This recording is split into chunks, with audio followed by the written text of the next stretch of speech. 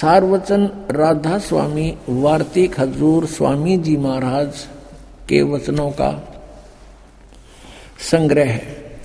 ये वचन सत्संगों तथा अन्य चर्चाओं के दौरान सत्संगियों ने नोट किए थे। स्वामी जी महाराज के परम धाम सिधारने के कुछ वर्ष बाद इनका संग्रह करके पुस्तक रूप में छपवाया गया और सन 1902 में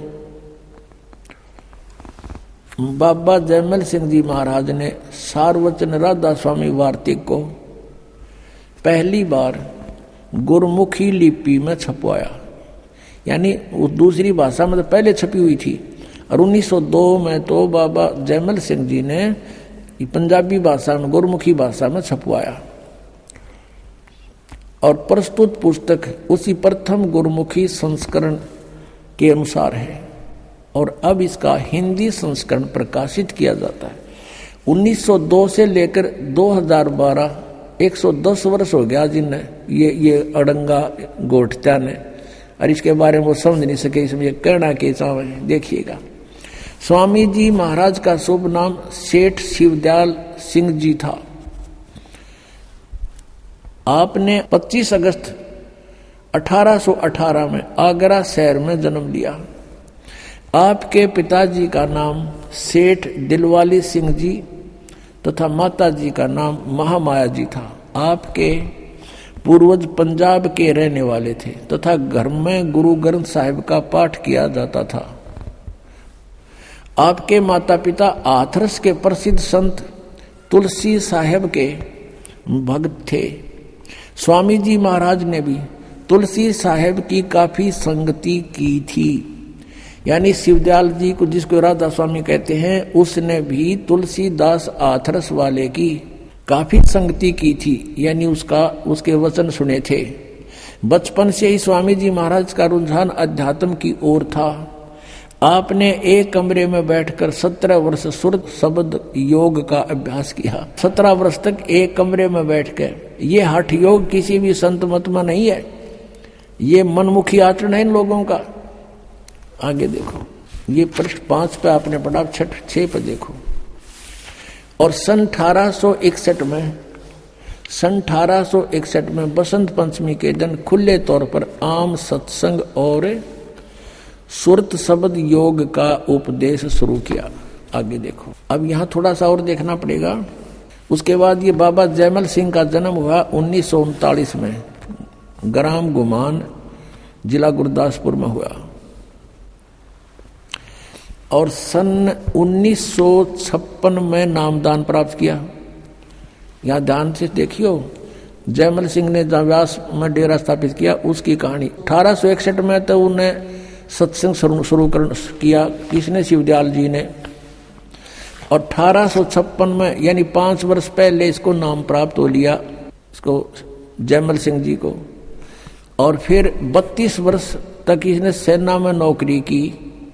सन 1889 में पेंशन प्राप्त करके रिटायर हुए और व्यास नदी के किनारे आकर रहने लगे। अब शिवदयाल जी की मृत्यु हुई सन 1878 में, 60 साल की उम्र में। 1818 प्लस में 60, 1878 में इनकी मृत्यु हुई। और जयमल सिंह जी 1889 में 11 वर्ष बाद अपना मनमुखी व्यास नदी पर चमटा गाड़ दिया। व्यास आकर बाबा जी महाराज ने वहां सत्संग शुरू किया। वहां पर एक और बबूल का पेड़ उग गया। अब हम आगे चलते हैं। अपना आत्माओं, एक विचारणीय विषय है। सन 1878 में शिवदयाल जी की मृत्यु होगी। ये चले गए जिस जहां भी इन्होंने जाना था। और फिर 1889 में 11 वर्ष बाद जयमल सिंह जी वहां व्यास में डेरा स्थापित करते हैं। इससे सिद्ध है कि उनको आदेश नहीं था नाम आदि देने का, नहीं था तुरंत नौकरी त्याग शुरू कर देते कार्य को।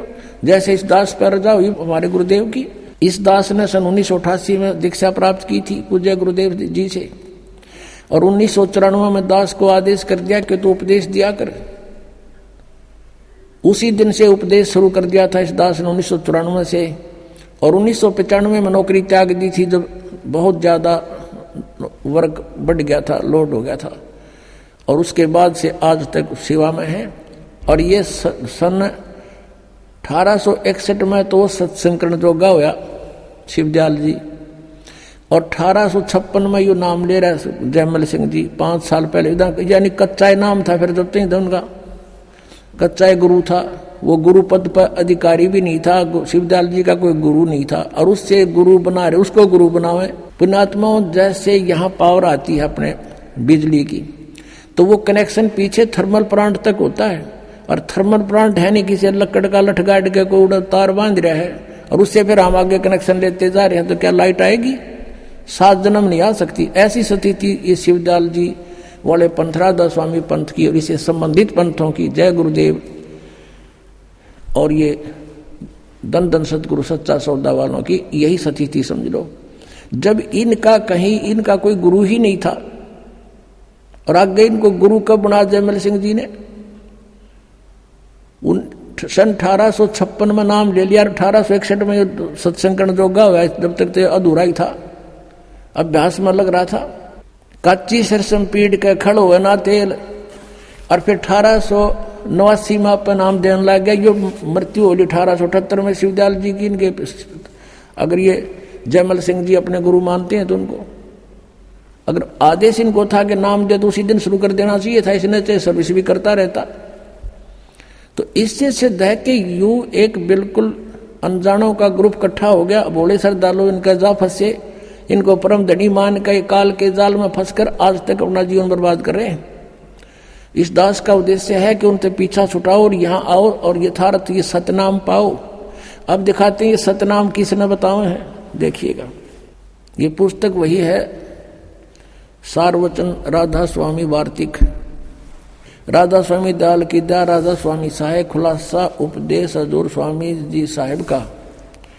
अब यहाँ ये वचन है इसके, शिवदयाल जी के अमृत वचन सुनना। सिर्फ काम इतना है, इंसान यानी मनुष्य अपनी सूरत यानी रूह को उसके खजाने और निकास यानी मुकाम सतनाम और राधा स्वामी में पहुंचावे। ये सतनाम को मुकाम माने स्थान, सतनाम यहाँ मुकाम कह रहे, सतनाम को आगे चलो, राधा स्वामी को भी स्थान बता रहे हैं। स्थान ये आपने पढ़ा 13 पृष्ठ पे, ये 14 में देखो, वहां पहुंचावे। अब यहां आइएगा। अब तीसरा, ये गीता कैसे वचन है इनके 1 2 3, अब 1 2 पढ़ दिया आपने, तीसरा देखो। जितने आचार्य और महात्मा और अवतार और पैगंबर हुए हैं, हर एक मजहब में हुए हैं, वे सब अपने ध्यान के जोर से अंतर में तरफ मुकाम असली के चले, पर सब के सब दूर स्थान नहीं पहुंचे। कोई बिरले साध और प्रेमी मंजिल तीसरी तक पहुंचे।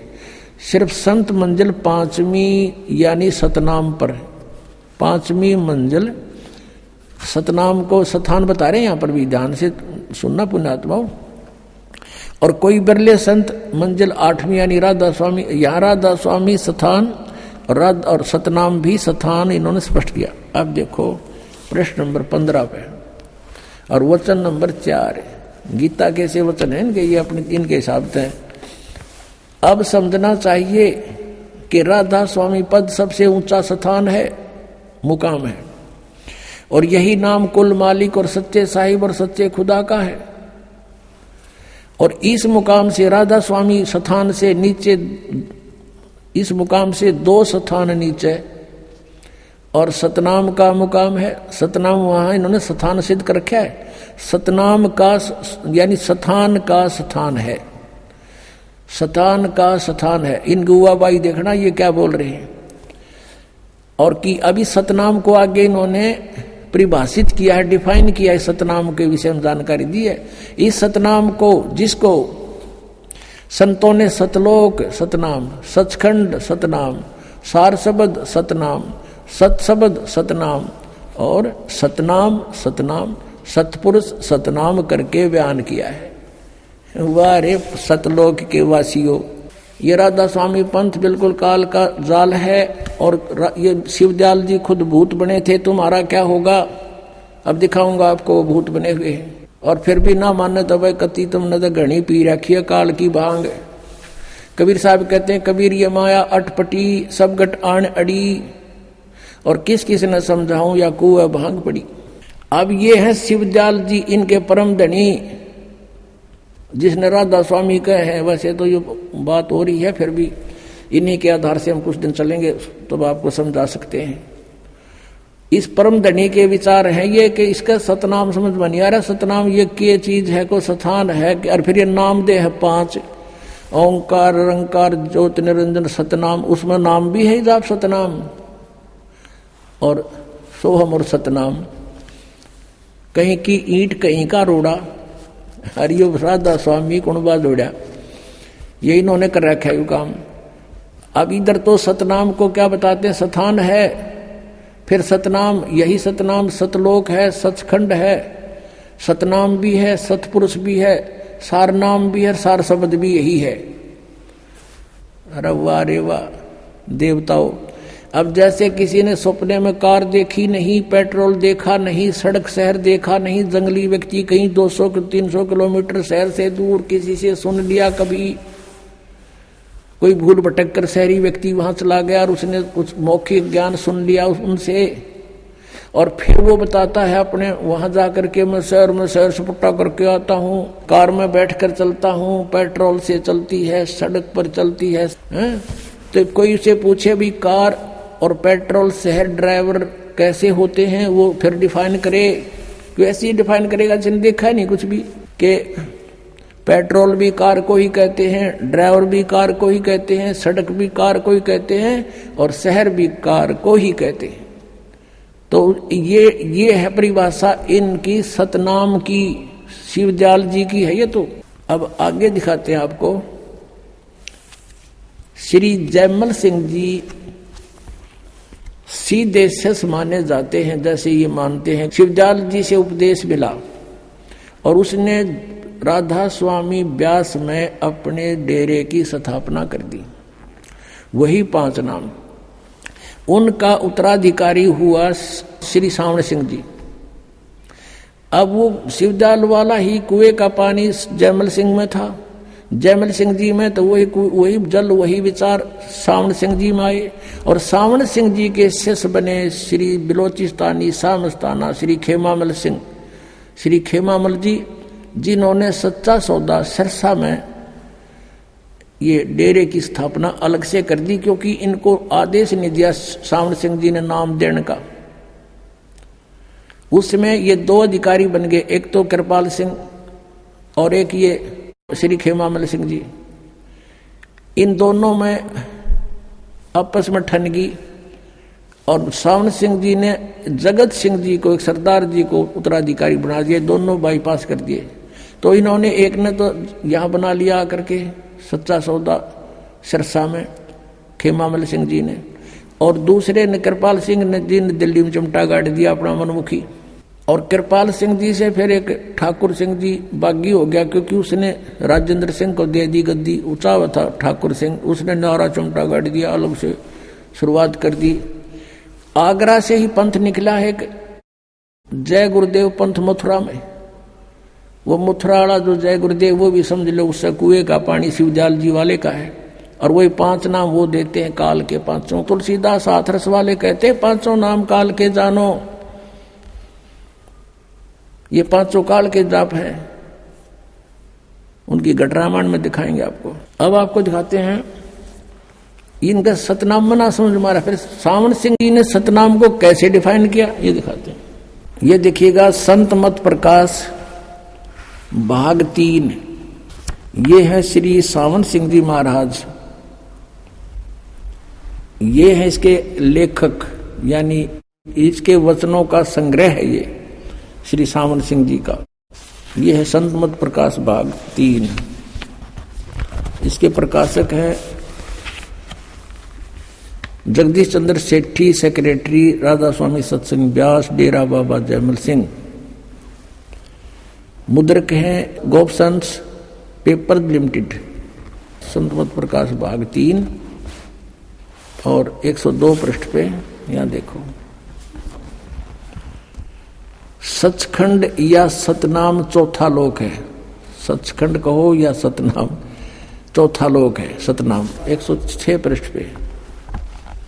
वही सत्संगी कहता, हजूर जहां राम नाम का जस महिमा होता हो, कोई प्रसंग चल रहा है इनका, तो महाराज जी सावन सिंह जी कहते कौन से राम का जिक्र कर रहा है तू? वही सत्संगी, क्या राम बहुत सारे हैं? महाराज जी कहते हैं सावन सिंह जी के 4 राम हैं। आपका इशारा कौन से राम की तरफ है? यहां देखो 107 पृष्ठ पे। सत्संगी कहता है हजूर चारों राम को खोल कर बताइए। अब महाराज सावन सिंह जी लागे डिफाइन करन। एक राम दशरथ घर डोला, एक राम घट घट में बोला, एक राम का सकल पसारा, एक राम त्रिभुवन से न्यारा। पहला राम राजा दशरथ के बेटे जो त्रेता युग में हुए और अवतार थे, आए और अपनी ड्यूटी अदा करके चले गए, लेकिन अब हमें न मिल सकते हैं, हमारा काम नहीं कर सकते। दूसरा राम मन है जो घट घट में व्यापक है, और तीसरा राम ब्रह्म है जो सारी त्रिलोकी को पैदा करता है, पालता और नाश करता है। चौथा राम सतनाम है। वाह रे देवताओं, चौथा राम सतनाम है। वहां तो सतनाम सचखंड था, सतनाम सतलोक, सारनाम सतशब्द सतपुरुष, और ये कहते हैं चौथा राम सतनाम, और ये असली राम है। ये गाट दिया चमटा ने। अब आप जी को दिखाते हैं, ये स्वयं स्वीकार करते हैं, सोए गुरु पूरा कहावे जो 2 अक्षर का भेद बतावे। अब देखना ये संत मत प्रकाश भाग 4 सावन सिंह जी कृत, हजूर महाराज सावन सिंह जी के सत्संगों का संग्रह, भाग 4 सत्संग व्यास। संत मत प्रकाश भाग महाराज सावन सिंह जी, प्रकाशक हैं सेवा सिंह, सेक्रेटरी राधा स्वामी सत्संग व्यास, डेरा बाबा जल सिंह, जिला अमृतसर। मुद्रक हैं Sartaj printing press, Tanda road, Joshi state, Jalandhar. अब इसके 261 पृष्ठ पर चलते हैं। 261 पृष्ठ पे ये वही संत मत प्रकाश भाग 4। इस पे एक वाणी है शिवदयाल जी की, उसको खोलने चले हैं, उसका अनुवाद करने चले हैं सावन सिंह जी। अक्षर रूप निरखती चाली छोड़ दिया अब देश बिगाना, यह संसार सर है, जो अक्षर है वह ब्रह्म है और नी अक्षर पार ब्रह्म है। जब यह संसार बना हम इस महल दुनिया में गुजारा करते आ रहे हैं, किंतु अब गुरु की कृपा से आत्मा इस महल को छोड़कर सतलोक को जा रही है। अब गुरु ग्रंथ साहिब में बड़े गहरे और गुप्त रहस्य हैं। एक स्थान पर आता है 52 अक्षर लोक त्रय, सब है कुछ इनके माही, ये अक्षर खिर जाएंगे वो अक्षर इनमें नाही। गुरु ग्रंथ साहिब के इस 340 पृष्ठ पे ये इन्होंने इसका डिफाइन किया। फिर आगे क्या है गुरु ग्रंथ साहिब में इस 1171 पृष्ठ पे ये बता रहे हैं कि कुछ और भी है। इसके विषय में गुरु ग्रंथ साहिब में लिखा है 52 अक्षर से न्यारे के बारे में। सोई गुरु पूरा कहावे 2 अक्षर का भेद बतावे, एक छुड़ावे एक लखावे तो प्राणी निज घर को पावे। फिर कहते हैं जे तू पढ़िया पंडित बिन 2 अक्षर 2 नावा, प्रणवत नानक एक लंगाए जे कर सत समावा। यदि तू गुणी हो ज्ञानी हो तो वे अक्षर बताओ, वे अक्षर पार ब्रह्म है। ये अनुवाद तो है इसकी, इस वाणी का अनुवाद है इन 2 अक्षरों के बारे में सावन सिंह जी का, लेकिन वास्तविक वाणी का ये अर्थ नहीं बनता। या पे कह रहा वे अक्षर का बताओ और आप पे कह रहा है वो अक्षर पार ब्रह्म है, पार ब्रह्म है। एक अक्षर ने दुनिया बनाई और एक ने सतलोक बनाया। यही कबीर साहब कहते हैं, कहे कबीर अक्षर 2 भाग। अब देखो कबीर साहब की वाणी को रेफरेंस में ले रखा है, हवाला दे रखा है। कबीर परमेश्वर की वाणी कहती 2 अक्षर को बोलना होता है, जाप करना होता है, ये कह पार ब्रह्म है। और होएगा खसम तो लेगा राख, यदि इस 2 नाम के उपदेश देने वाला सही अधिकारी होगा 2 अक्षर का। इसमें एक ओम है एक तत् है, गुप्त है वो। तो अगर सही अधिकारी होगा तो समय आने पर तेरी रक्षा होगी, अन्यथा कोई लाभ नहीं होगा। झूठे गुरु से भी ये 2 अक्षर का नाम ले लिया सतनाम तो भी यूजलेस है। ये आदि गुरु ग्रंथ साहिब यानी गुरु ग्रंथ साहिब में 329 पृष्ठ पे ये कबीर जी की वाणी लिखी है। फिर गुरु नानक साहिब कहते हैं एक अक्षर हर मन वसै नानक होत निहाल। तो ये तो एक अक्षर फिर आ गया, ये 2 अक्षर तो न्यारे हैं, ये तो सतनाम है 2 अक्षर का, और ये एक नाम है, ये सार नाम है, आदि नाम है। नानक होत निहाल, उस सार नाम से निहाल होंगे जीव। और देखो ये आगे इसके आसपास घूम रहे हैं सारना उसके सतनाम के। एक स्थान पर गुरु साहिब फिर कहते हैं, वेद कतेब समृत सब शासत इन पढ़ा मुक्त न होई, एक अक्षर जो गुरुमुख जापे तिसकी निर्मल होई। ये आदि नाम भी गुरु से लेकर जाप करने का है, ये साधना करण का। वो कहते हैं वो नाम जाप करण के नहीं है, सुमन करण के नहीं है, वो तो उसकी साधना करनी। साधना टट्टू ही करोगे जो जाप पेगा ना बेरा तुमने।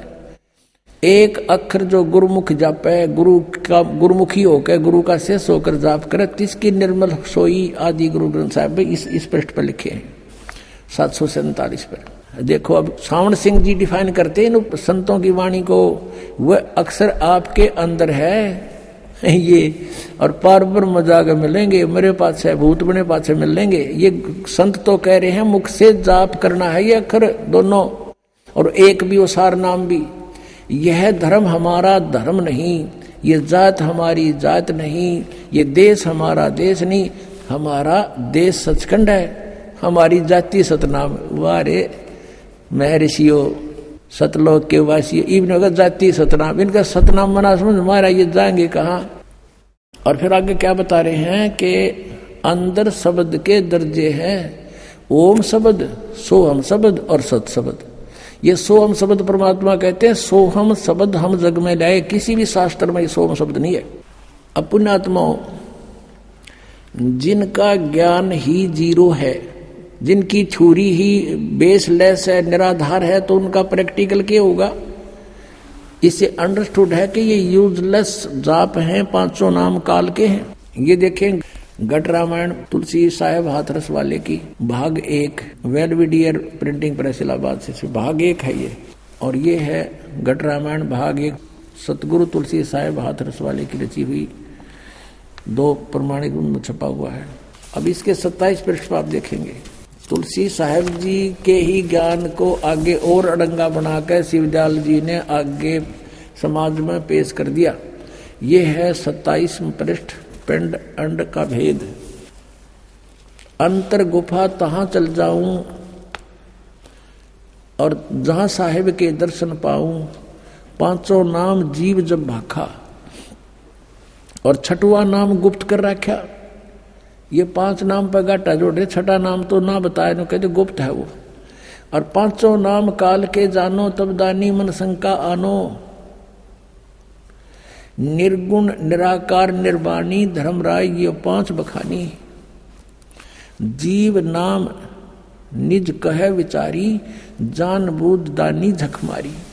अब जीव वचन, दानी सुनो विधि बात हमारी, हम चले जाऊं पुरुष दरबारी। सुरत नृत ले लोक सिधाऊं, आदि नाम ले काल गिराऊं, और सतनाम ले जीव उबारी, अस चल जाऊं पुरुष दरबारी।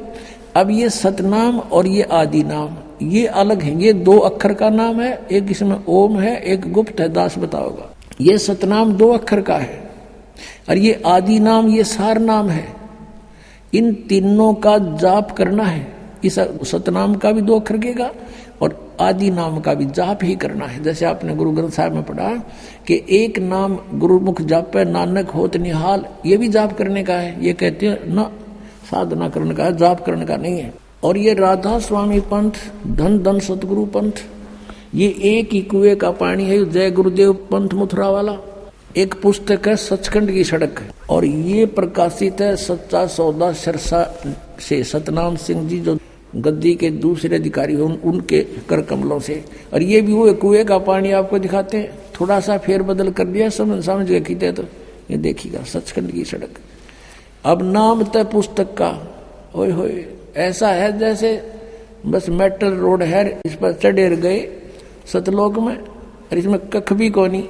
देखो इस पुस्तक के नाम ने तो सुनकर आदमी कटका मर जा, भाई मिला भगवान बस तड़के।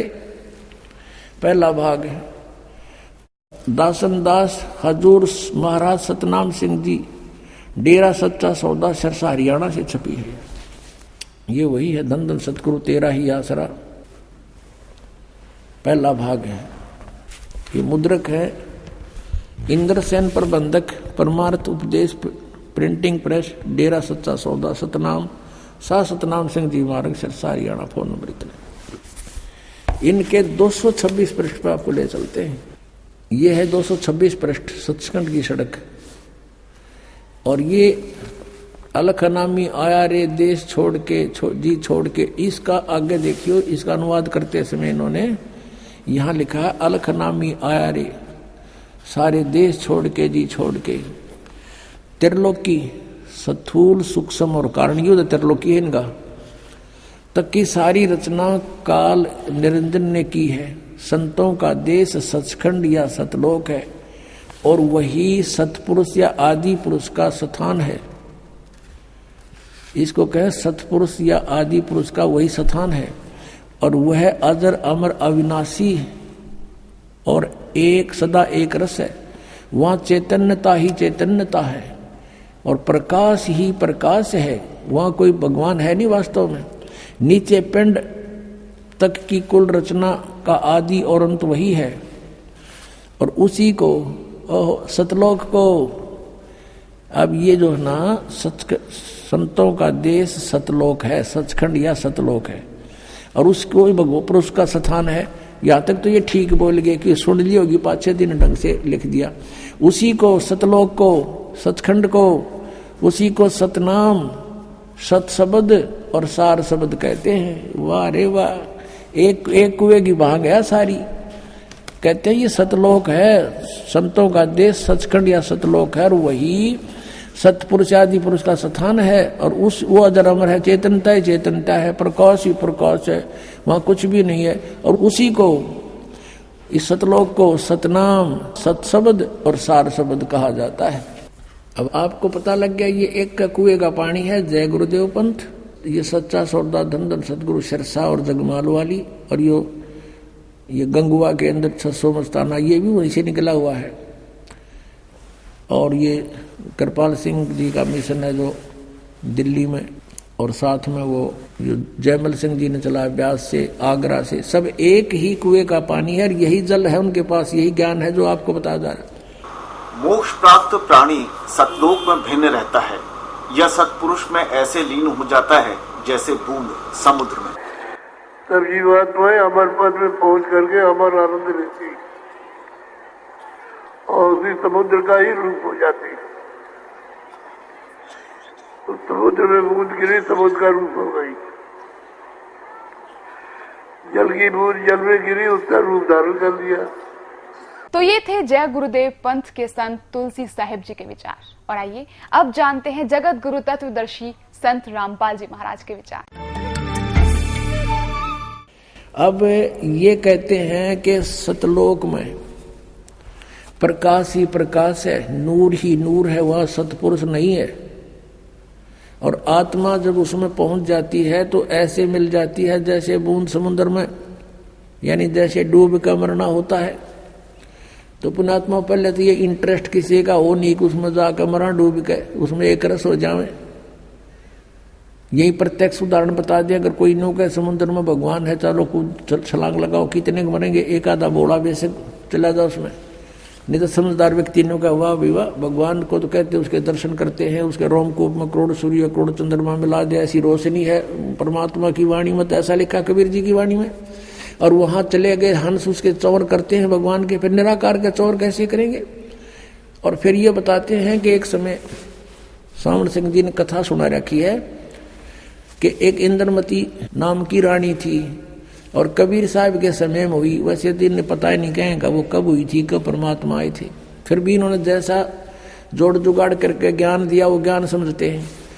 और रानी इंद्रमती कबीर साहब की शिष्या थी। कबीर साहब तो पहले जाकर समुद्र में लीन हो गए उस सतपुरुष में, और पीछे इंद्रमती रानी जब गई तो ये क्या बताते हैं, उसमें डूब का मरण गई जब वह पीछे से, तो वहां क्या देखा कि कबीर साहब को की पदवी देखी, वहां पर वो तो सतपुरुष है।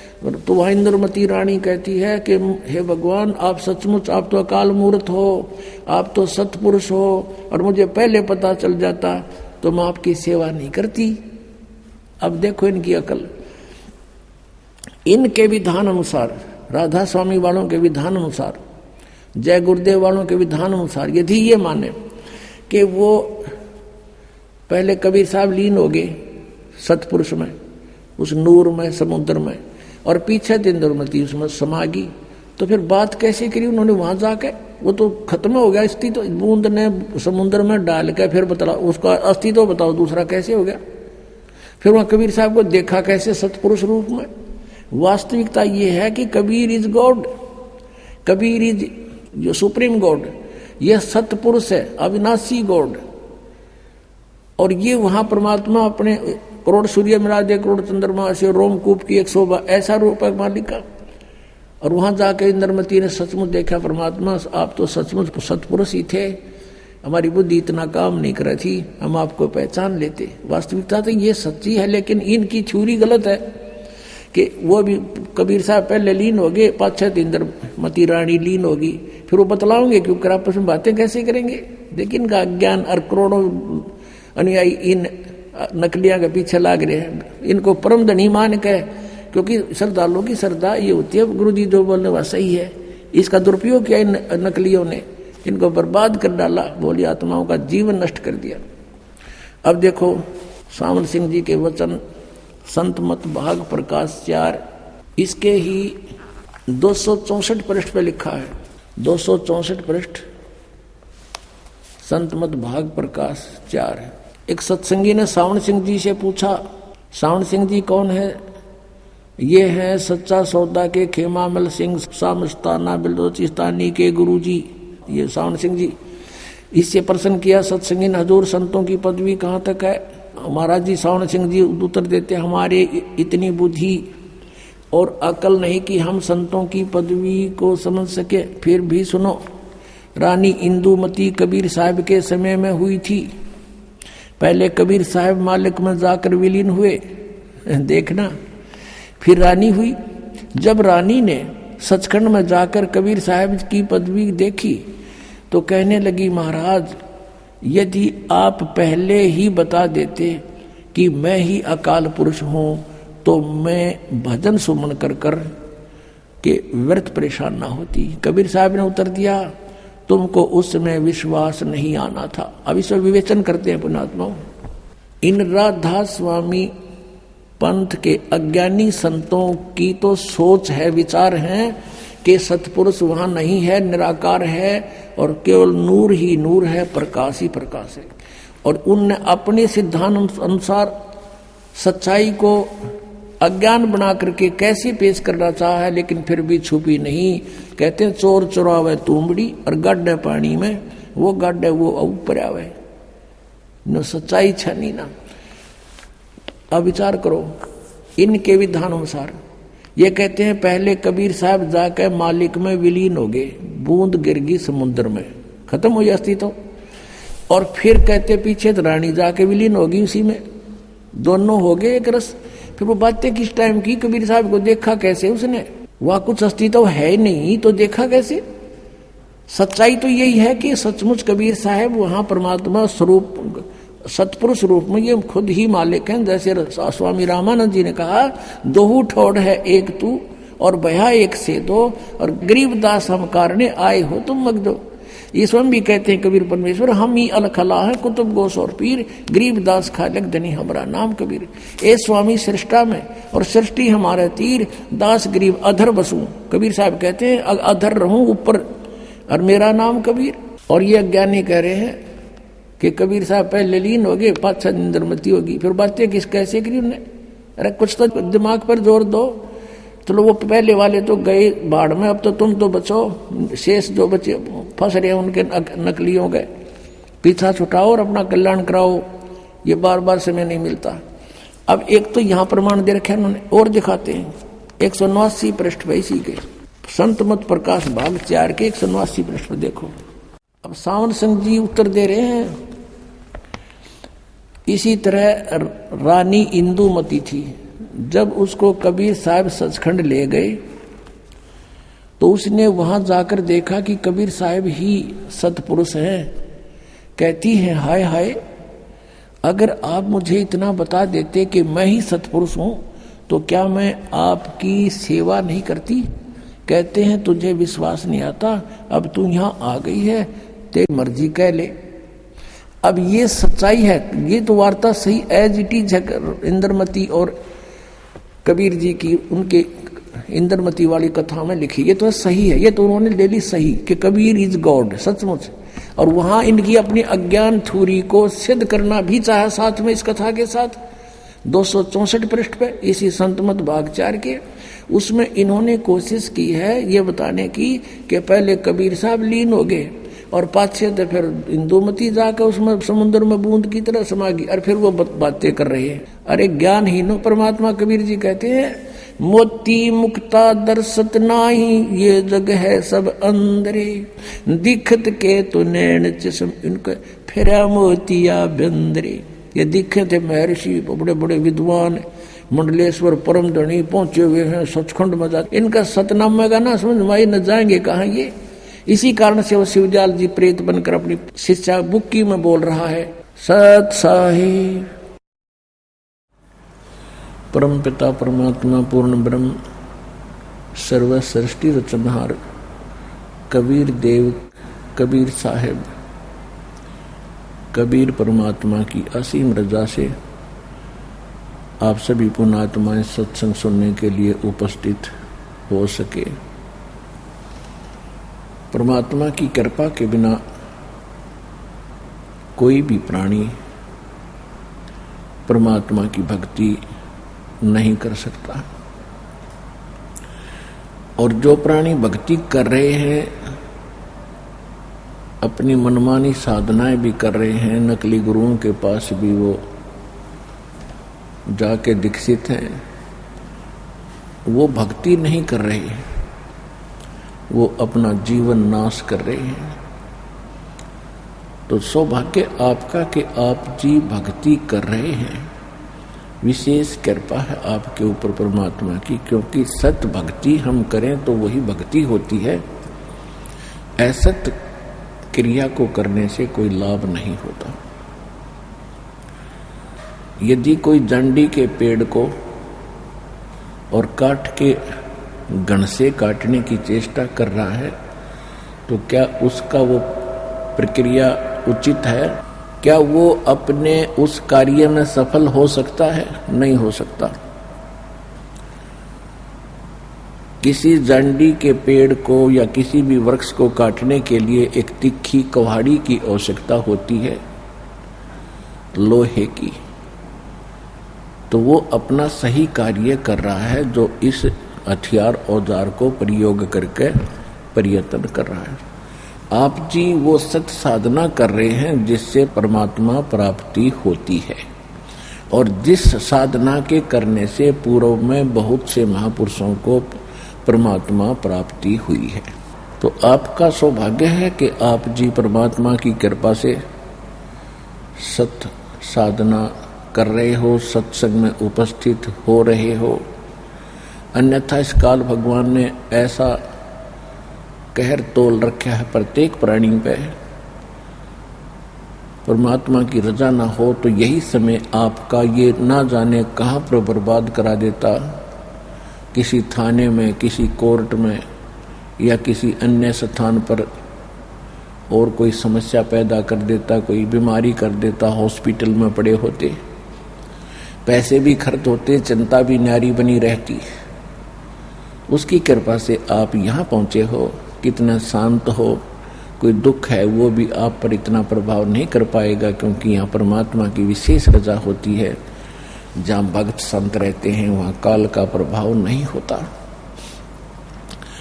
और आपको वो अनमोल ज्ञान मिलेगा, आपके बहुत शुभ संस्कार बनेंगे, और शुभ कर्मों का फल ही सुख होता है, बुरे कर्मों का फल दुख होता है। तो इसलिए आपका बड़ा सौभाग्य है कि आप जी परमात्मा की भक्ति कर रहे हो और सत्संग में उपस्थित हो रहे हो। सतगुरु के दरबार में जाइयो बारंबार, बोली वस्तु लखा देवे हैं सतगुरु दातार। सत्संग की आधी घड़ी और तप के वर्ष हजार, तो भी बराबर है नहीं यूं कहें कबीर विचार।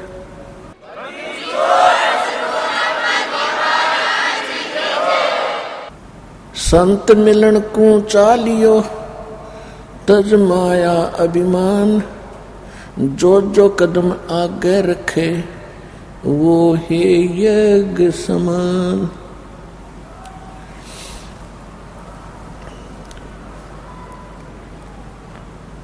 संत मिलन को चालियो दिन में कई कई बार, आसोज के मेह जो ये गणा करें उपकार।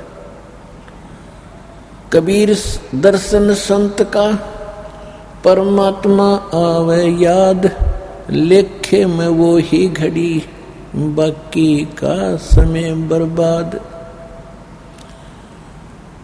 साधु दर्शन राम का मुख पे बसे सुहाग, दर्श उन्हीं को होते हैं जिनके पूर्ण भाग।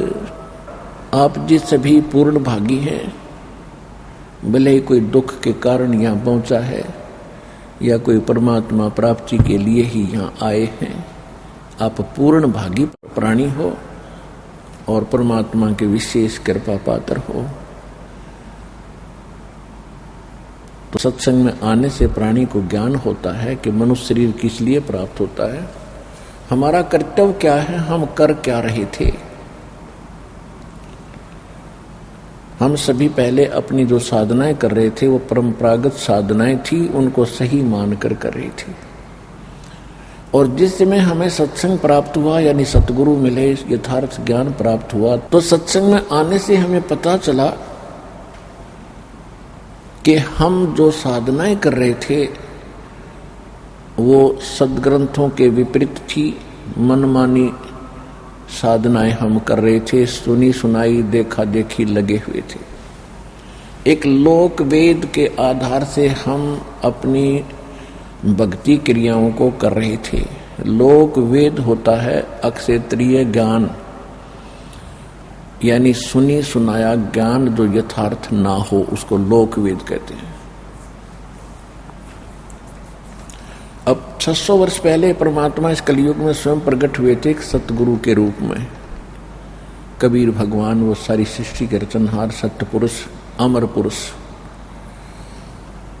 उन्होंने एक सिंपल मैन की, एक साधारण नागरिक की भी भूमिका की।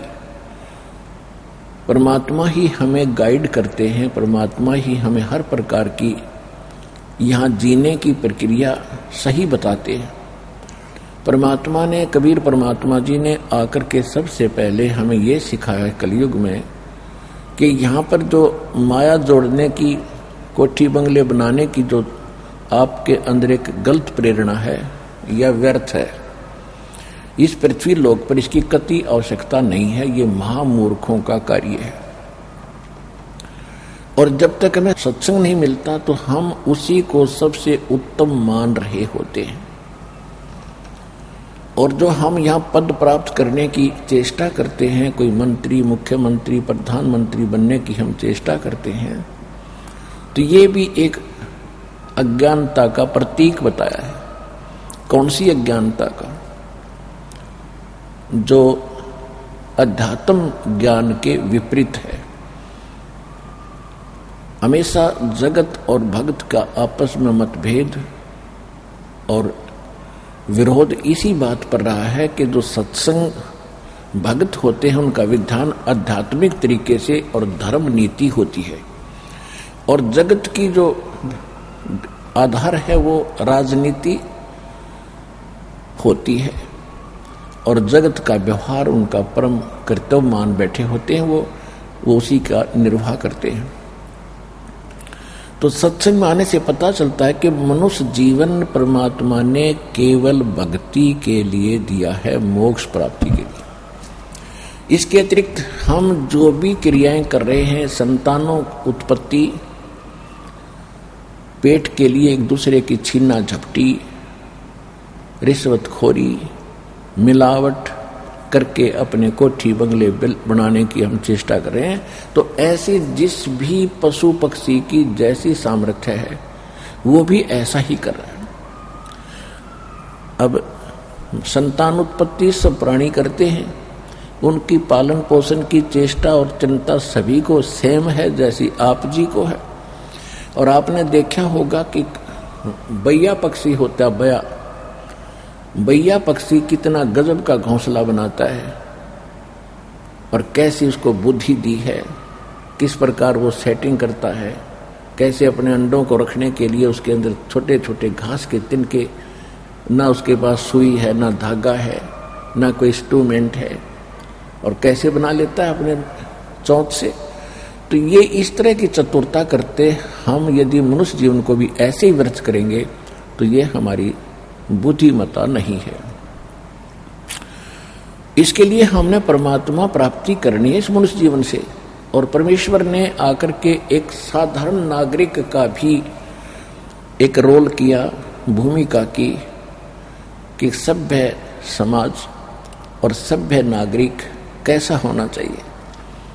अपने 10 नाखूनों की मजदूरी से अपना निर्वाह करे, किसी की चोरी, लूट, खसोट, जारी ये बकवाद करके यहाँ कोठी बंगले कती नहीं बनावे। ये पाप का मूल कारण है। यहाँ रहने के लिए हमने परमात्मा ने बताया है कि कबीर घर तो 3.5 हाथ भाई गणात 4.25 और कहाँ चढ़ावे मैडिया तो लंबी भीत उसार। के भोले प्राणी कहाँ लंबी लंबी द्वारे मना करके तू प्रभु अपनी प्रभुता दिखा रहा है। ये समय मनुष्य जीवन का ऐसे बर्बाद करने का नहीं है। भक्ति करो और मकान तो इतना ही काफी है। घर तो 3.5 हाथ गणा तो 4.25। प्रत्येक मनुष्य की अपनी अपना शरीर, प्रत्येक मनुष्य का अपना शरीर अपने 3.5 हाथ का होता है। ये जो हाथ यहाँ से लेकर कोहनी तक है, इसको एक हाथ बोला है। ये मेजरमेंट के लिए है। प्रत्येक प्राणी का 3.5 हाथ का शरीर है। तो परमात्मा कहते हैं आपने चाहे 4 कमरों की कोठी बना ली और ऊपर नीचे 8 कमरे बना लिए, एक ही कमरे में एक कोने में एक चारपाई के ऊपर आपने विश्राम करना होता है, बाकी शेष आपका व्यर्थ है। तो क्या बताते हैं भाई, घर तो 3.5 हाथ और गणा तो 4.25। ज्यादा चाहता है तो 6 इंच और बढ़ा ले उसने 4 इंच। कहने का भाव ये है कि मिनिमम कम से कम ये मकान आदि के ऊपर आप समय व्यर्थ कम से कम व्यतीत करो, लगाओ, और ज्यादा समय परमात्मा की भक्ति में, परमात्मा की चर्चा सुनने में और अपने सतलोक जाने की हमेशा टेंशन बनी रहे। जो चिंताएं हमने यहाँ पाल रखी हैं ये व्यर्थ की हैं और ये स्वाभाविक हैं जब तक हम भगवान की शरण में नहीं आते। जिस समय हम परमात्मा की शरण में आ जाएंगे तो जो यहाँ की टेंशन है कुछ तो ज्ञानता मिट जाएगी और फिर भगवान की भक्ति होने से वो दुख जो प्रारब्ध का है वो अपने आप खत्म हो जाएगा। तो परमात्मा ने स्वयं आकर के एक झोंपड़ी में रहा करते थे, झोंपड़ी में, और सारी सृष्टि के रचने वाले एक शब्द से वो एक जबरदस्त महल बना सकते थे। एक वचन से दूसरा सेकंड नहीं लगना था उनको।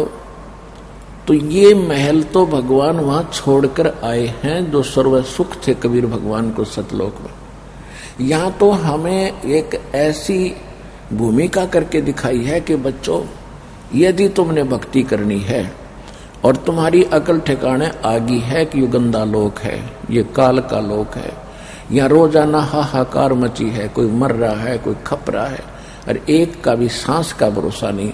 दूसरी सेकंड में के बिजली गिर जाए, प्रधानमंत्री चाहे राष्ट्रपति हो सारी पृथ्वी का। तो क्या जीवन है यहाँ पर? ये क्या प्रभुता है आपकी, या भूल पड़गी। इस भूल को मिटाने के लिए परमात्मा ने स्वयं ही हमारे तरह एक जीवन जीकर दिखाया, ताकि हम कम से कम अपने भगवान का अनुसरण करके अपनी इन बकवादों को कम कर सकें जो हमने समाज से ग्रहण कर रखी है। यदि भक्त और जगत की जैसे ही क्रियाएं करता रहेगा, वही कर्म करता रहेगा, तो भगत नहीं है। एक विद्यार्थी है और एक बच्चा विद्यार्थी है, एक बच्चा पढ़ नहीं रहा, स्कूल नहीं जाता, वैसे ही बकवाद करता फिरता है। कभी गधों पर बैठकर घूम रहा है, कभी वृक्षों पर चढ़कर छलांग लगा रहा है, कभी कहीं भाग रहा है, कभी कहीं धक्के खा रहा है, या कोई शराब पी रहा है, कोई ताश खेल रहा है। तो यदि विद्यार्थी वो कर्म करेगा तो वो पढ़ेगा कैसे? विद्यार्थी का वो काम नहीं है, वो तो उसका काम है जिसने अपने कर्म फोड़ने हो। इसी प्रकार आप एक दीक्षित भगत होगे, आप विद्यार्थी होगे भगवान के पाने की उस यूनिवर्सिटी के, उस स्कूल के। आप जी ने वो क्रिया करनी पड़ेगी जो भगत की यानी विद्यार्थी की होती है, और अन्य समाज चाहे कुछ भी कर रहा है उस पे आपका ध्यान नहीं जाना चाहिए। कोई कोठी बनाता है, बनाने दे, कोई डीजे बजाता है, बजाने दे, फोड़न दे करण उसने अपने। कोई शराब पीता है, चौधरी पाक के अंडे। आपके भगवान के ज्ञान के आधार से आपको आपके और उसके भविष्य की तुलना करनी चाहिए। क्या बताते हैं? 3 लोक का राज जीव को जय कोई दे, लाख बधाई क्या करे जय नहीं नाम तेने। यदि 3 लोक का भी कोई राजा बन जा, यदि वो भक्ति नहीं कर रहा है तो धिक्कार है उसके जीवन को।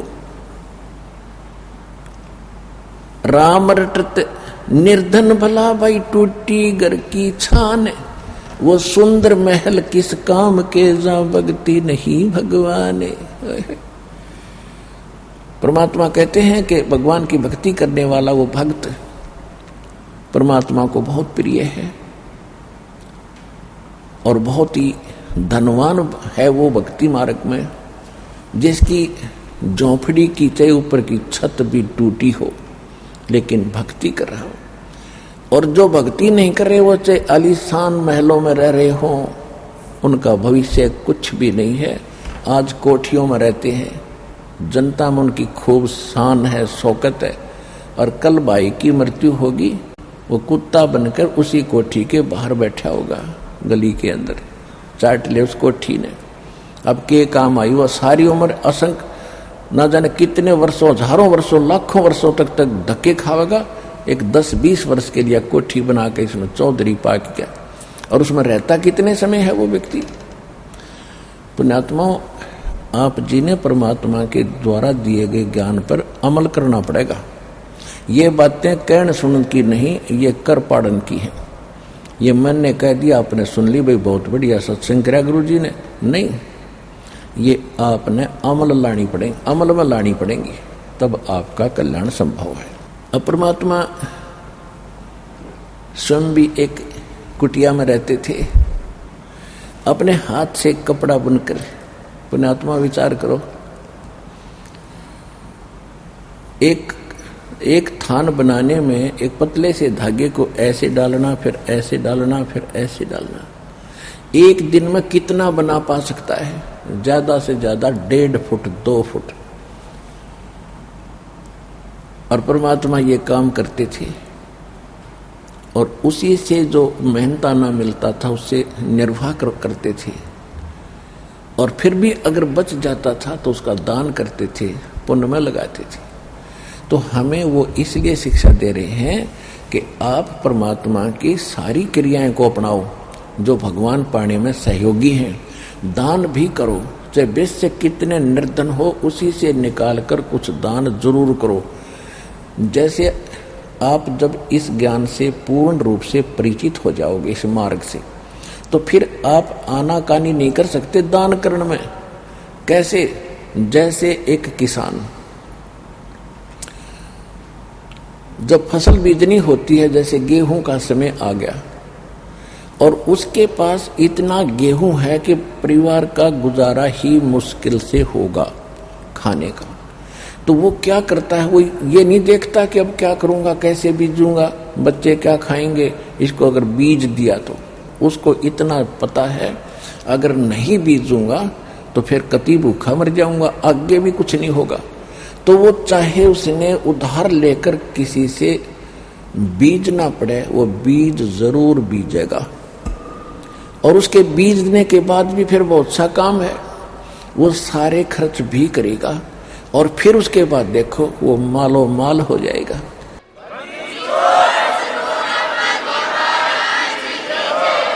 इसी प्रकार आप जी ने ये बीज धर्म का बोना पड़ेगा। अपने और वाह्यात के खर्चों को कम करके दान में ज्यादा ध्यान आपने देना पड़ेगा। देते को हर देत है जहां तहां से आने, अन देवा मांगत फिरे भाई साहेब सुने ना कान। अब एक तो मनुष्य कार में बैठा जा रहा है, एक मनुष्य दिए बाबा दिए बाबा दिए बाबा, और चल चल चल चल चल।